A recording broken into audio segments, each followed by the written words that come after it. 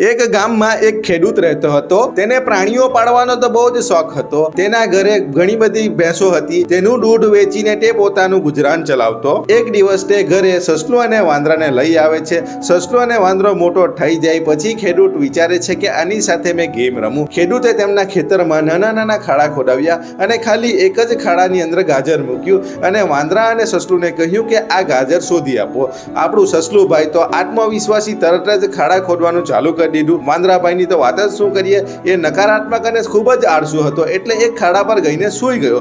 સસલાભાઈએ બધા ખાડા ખોદી નાખ્યા પણ ગાજર નહીં મળી. પણ જે વાંદરાભાઈ ખાડા ઉપર સૂતેલો હતો તે ખાડો ખોદવાનો બાકી હતો.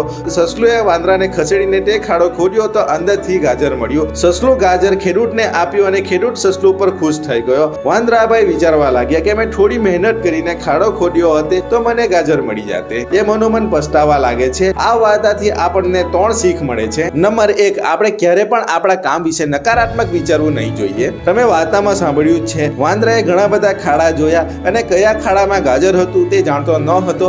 એના મગજમાં નકારાત્મક વિચાર આવી ગયા અને તેનું કામ મોટું થઈ ગયું એટલે તેને આળસ આવી અને એ ખાડા ઉપર જઈને સૂઈ ગયો હતો. નંબર 2, આપણે ઓછામાં ઓછો પ્રયાસ તો કરવો જ જોઈએ, કારણ કે આપણે પ્રયાસ નહીં કરીએ તો આપણને આપણા નસીબનું પણ નહીં મળે. જો વાંદરો જે ખાડા ઉપર સૂતો હતો તે જ ખાડાથી ગાજર શોધવાનું શરૂ કરતે તો તેને ગાજર મળી જાતે, પણ વાંદરાભાઈએ તો પ્રયાસ જ નહીં કર્યો. નંબર 3, સરળતાથી આપણે હાર ન માનવી જોઈએ. આપણને નથી ખબર કે આપણું કાર્ય ક્યારે સફળ થશે. 2025, 2026, 2030 કે 2032 માં સફળ થશું, પરંતુ સફળતા આપણને ત્યારે જ મળશે જ્યારે આપણે સકારાત્મક વિચારસરણી સાથે કામ કરીશું અને ક્યારે પણ હાર નહીં માનીશું. જો તમને પણ આ સ્ટોરી પસંદ આવી હોય તો લાઈક કરો, પેજને ફોલો કરો અને તમારા મિત્ર સાથે શેર કરી દો.